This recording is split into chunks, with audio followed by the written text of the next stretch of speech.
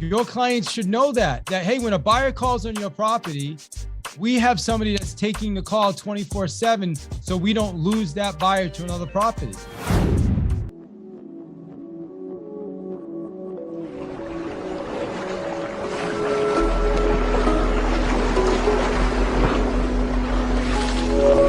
The sales process should be simple, like Amazon. You log in, the price is the best.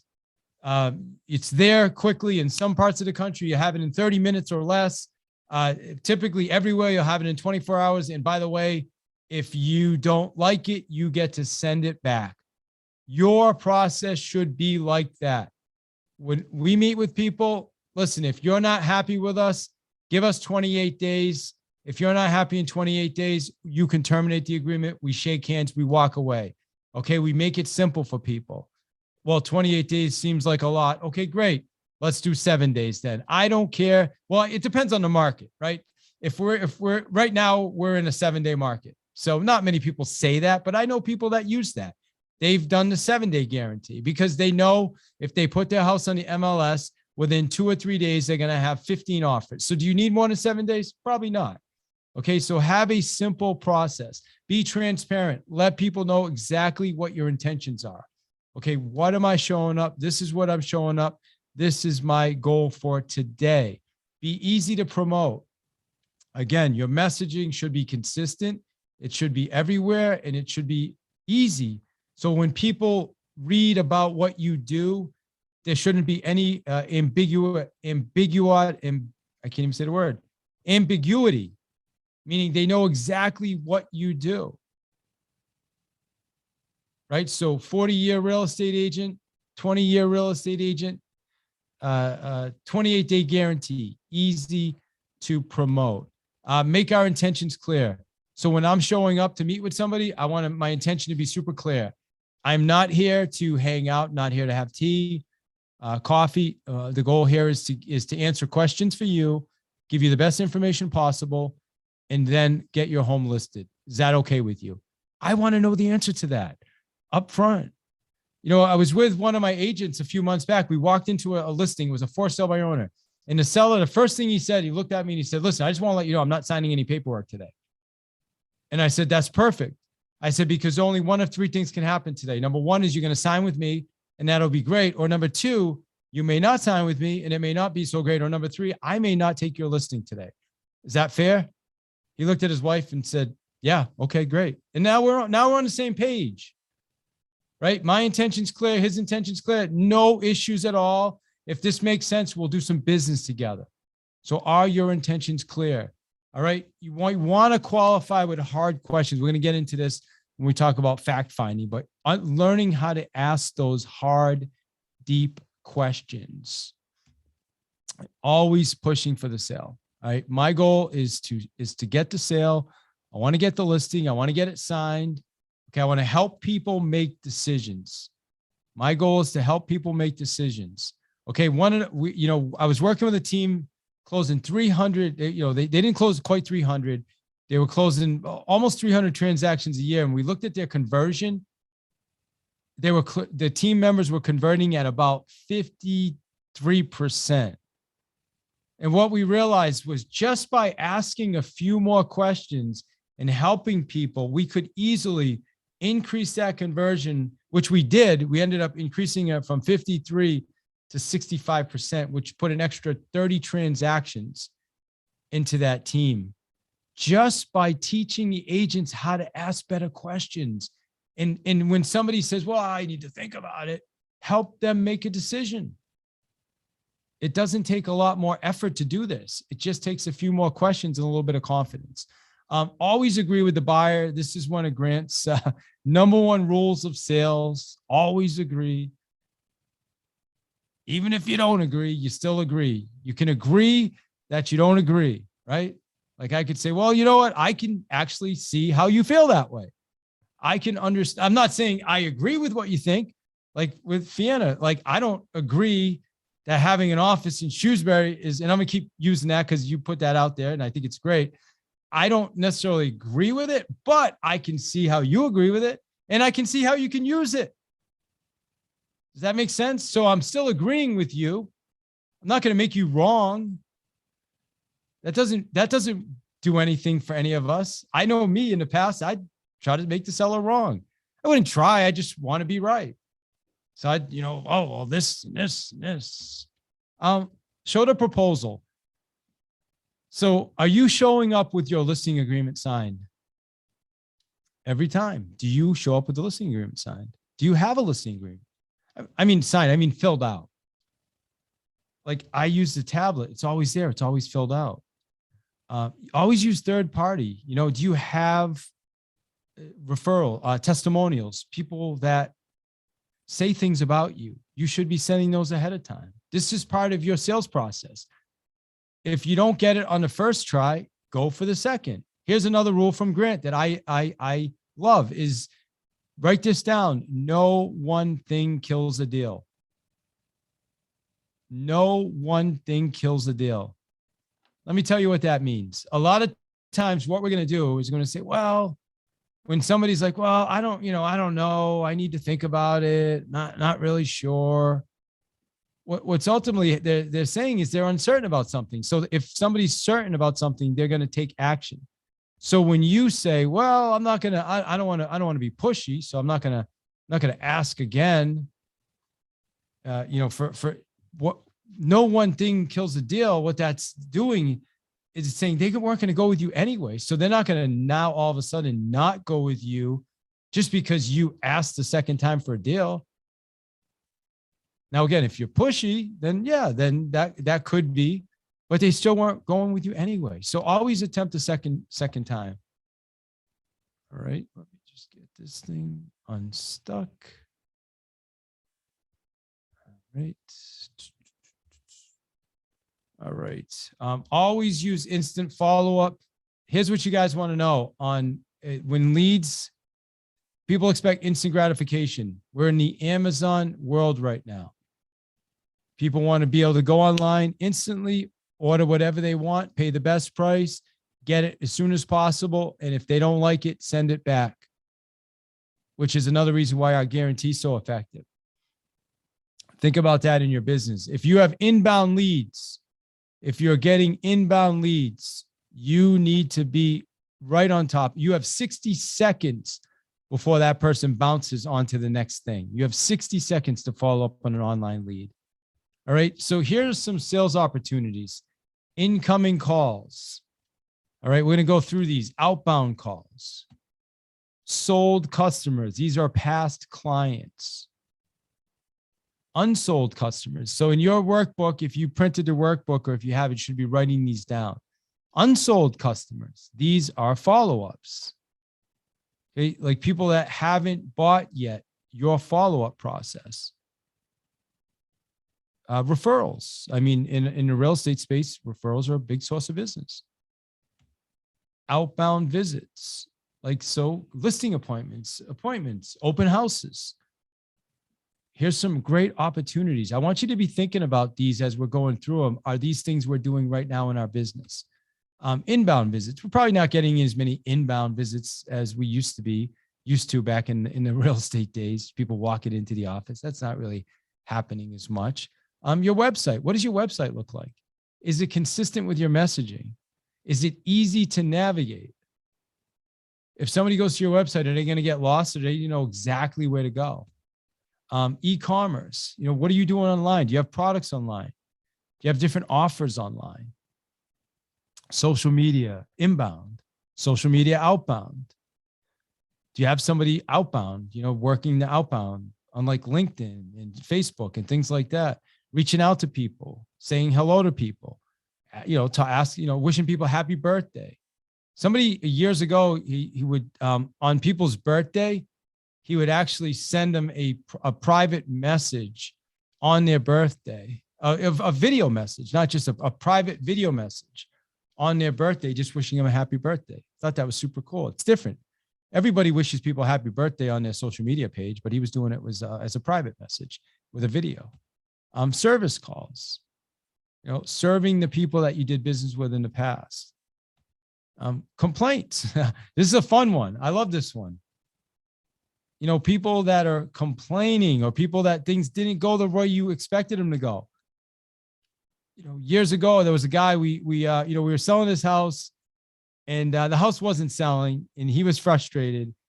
And another agent showed the property and left the slider open. Now, he left the slider open. The guy called me up, angry, like it was almost perplexing to me. Like, how can this guy be so angry about the slider? Well, the reality was, it wasn't the fact that the slider was open.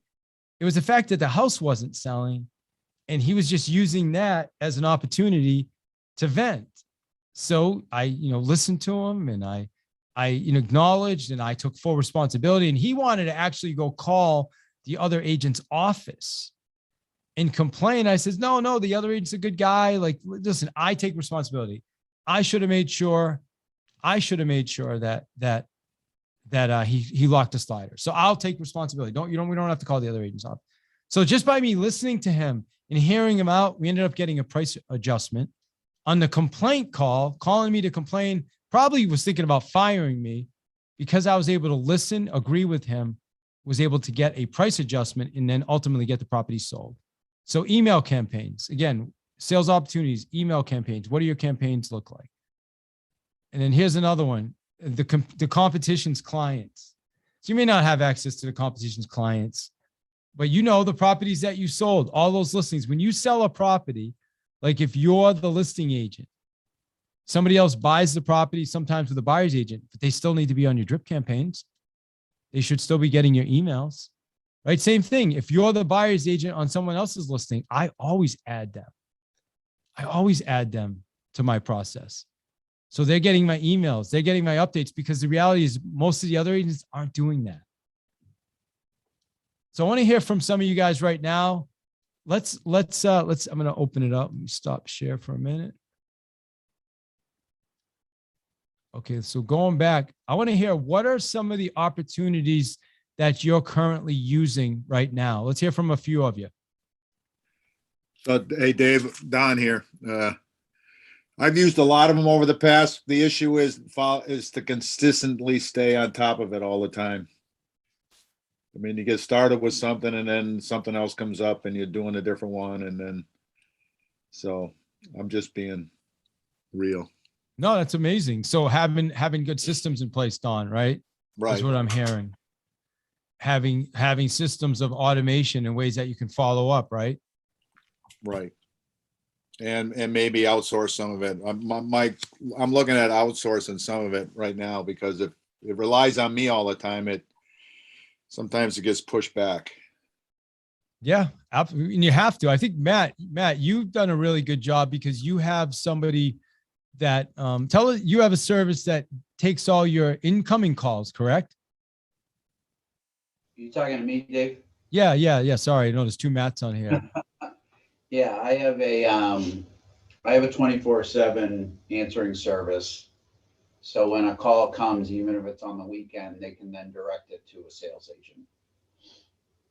Yeah, and why is that important? Because people are extremely impatient, and if they can't get to an agent within the first 5 minutes, they're going to call someone else. And you, Matt, it's typically not 5 minutes either, bro. It's like 60 seconds. and here, how come when we were asking about your product earlier in your company, nobody brought that up? That needs to be part of your messaging, right? Your clients should know that, hey, when a buyer calls on your property, we have somebody that's taking the call 24/7, so we don't lose that buyer to another property. I don't know if you guys may be doing that now. I don't know the answer. I'm just saying, I'm just throwing stuff out there. Is that part of your marketing now?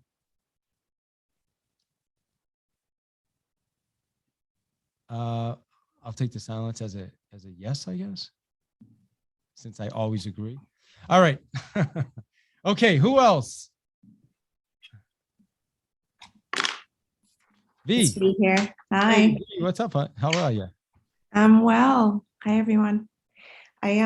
So for me, it's mostly referral based. And a lot of those referrals are coming from my past clients.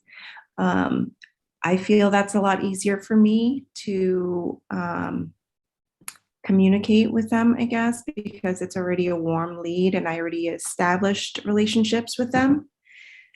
So previous clients are a huge source of referrals. Yeah, that's awesome. You do a fantastic job. By the way, that V's my wife, by the way. So I know she does a really good job. I can vouch for her. She Hey, does an thanks. awesome job. All right, cool. Anybody else? Well, you know what? Let's do this. Let's jump forward. Tell us now, what I want to hear is, what are some of the opportunities that you're not using based on the list? And you know what I'll do is I'll post the list again. I want to hear from a few of you, like, okay, after today, because this is an investment. I understand this is an investment in time. So if you're going to invest this kind of time, the goal here is not listen to me ramble on all day, but it's to take a few things that you can implement into your business that are going to make this a good investment of your time. So what are some of the things you can implement off this list? I want to hear from a few people. Like, I think tell us a couple of the things. Here we go. Oh, sorry. Nope, no The problem. email campaign is something that I don't have a great one. So that's something I really want to work on. I know a lot of people send out really great things quarterly in their email and have a great system. So number 14, the email campaign. I love it. Yeah, email campaigns. And now if you're not, I don't like, for me, writing emails for me is like mind numbing. So we literally hired some people to write out full campaigns for us. And then we just use those campaigns. Or here's something even cooler. I shared with you the supplemental guide. And in that guide, I think there's 70 different email templates that you can copy and paste. And the cool thing with an email campaign is we did this years ago.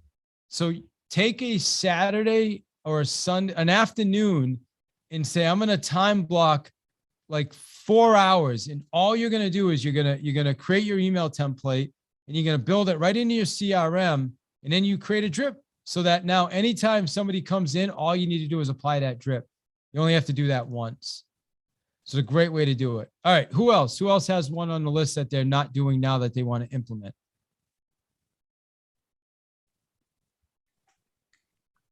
For me, it was the same one that she already mentioned, the drip campaign, email campaign. I'm going to start doing that. Awesome. I like that competitors' client stuff. That's one that kind of, I'll bet nobody's doing that.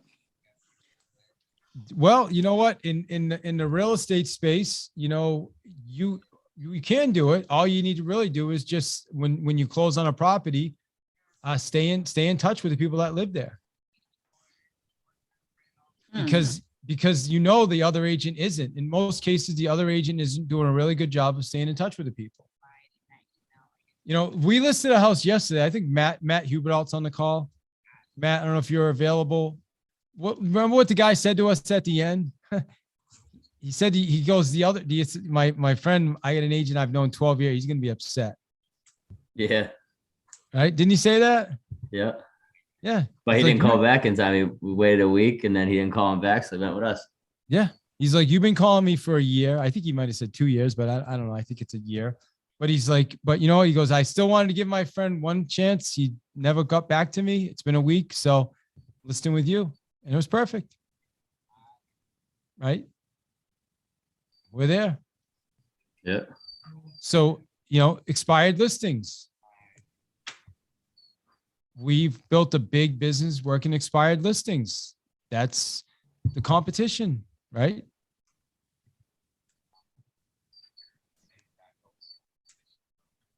All right, I'm going to jump forward and in about, it's 10 past 11.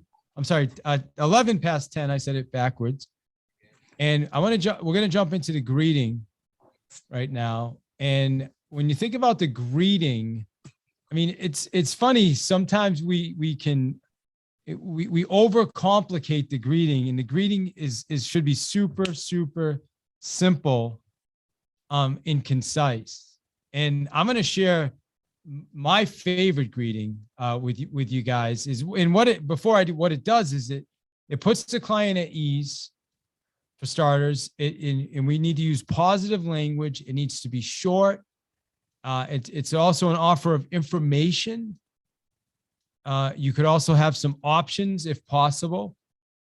You know, one of the things when we cold call people is we have multiple ways of getting properties sold.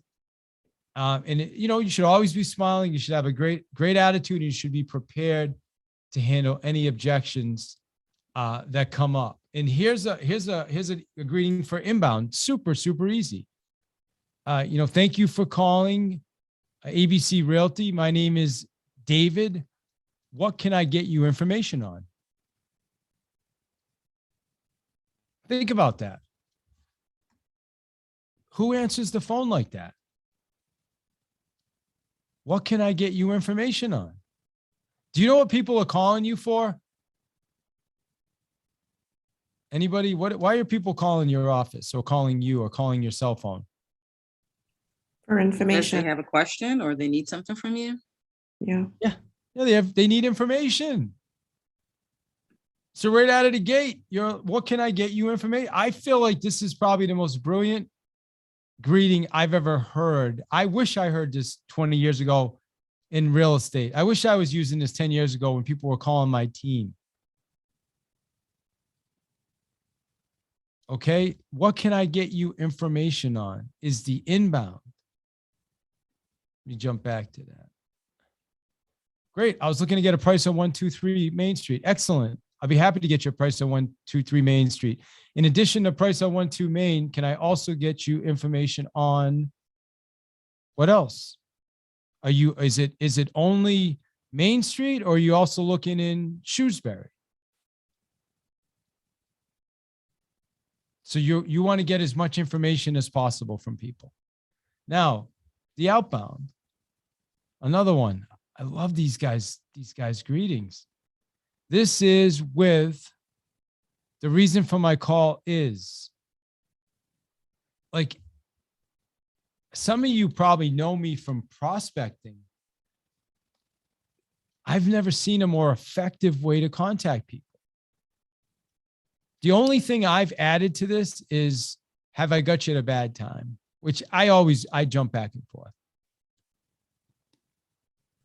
When I used to work in the auto industry, we used to always say, did I catch you at a good time? Yeah. Instead of giving it, they said that it gave a negative connotation if you use the word bad. Yeah. So that comes from Chris Voss. And I started using it in 2016 when I had him on my podcast. And that was the game changer for us. Do you know who Chris Voss is?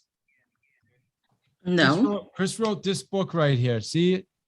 It's called Never Split the Difference. He was the lead FBI hostage negotiator. And the reason he uses that, did I get you at a bad time, is because what you're doing is you're giving control to the other person. Now, there's a caveat, right? If you're calling your cousin, I mean, I would still use it, right? You don't have to use it, but when you're calling people you don't know, it's critically important that you offer control of the conversation to them, because they're not expecting your call, right? So think of this from a cold call. You're calling somebody that's not expecting your call and they don't know you. And you're saying, hey, did I get you at a good time? Oh yeah, this is a freaking great time. I got my kids, I'm jumping in the car, I'm doing it. Of course not. But when you ask somebody, did I get you at a bad time? You're kind of catching them off guard. They're like, well, what do you need? Sometimes people will say yes. And if they say yes, then you just shift to, okay, great. What's a better time to call you back?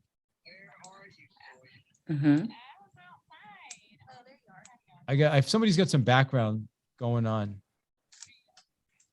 So does that make sense, Monique? Yes. So by me doing that, I'm giving control of the conversation to that person. I want to do that. It's what people don't expect when somebody calls them from the blue. Because Monique, I know for you and I spoke yesterday, it's important that you're going to start doing more business with expireds and FSBOs, right? It's very important. Exactly. So this is going to make a big, big difference when you start using a greeting like this. Okay. This is David with the reason for my call is, did I get you at a bad time? Game changer. It doesn't get more clear than that. When you're calling somebody you don't know. Now you could use to qualify as well. All right. So let me, I'll just role play it with one of you guys. So who wants to role play it with me? I can. All right. Excellent. So ring, ring. Hello? Hello, Angie. Hi, this is David Hill with eXp Realty. The reason for my call is I saw your property came off the MLS this morning. Hey, did I get you at a bad time? Well, I was about to run out, but what's up? Okay, great. Well, I want to make sure I'm not wasting your time. Are you still looking to get that property sold? I don't know yet. We thought it was going to sell with the other agents, and now I just don't know. Okay, great. So I'm going to stop right there because all we're talking about right now is the greeting. Do you see how that just got me into a conversation now with Angie? She didn't say, oh gosh, I've had 15 agents call me today. Take me off your list. I'm all set. Yeah. Right?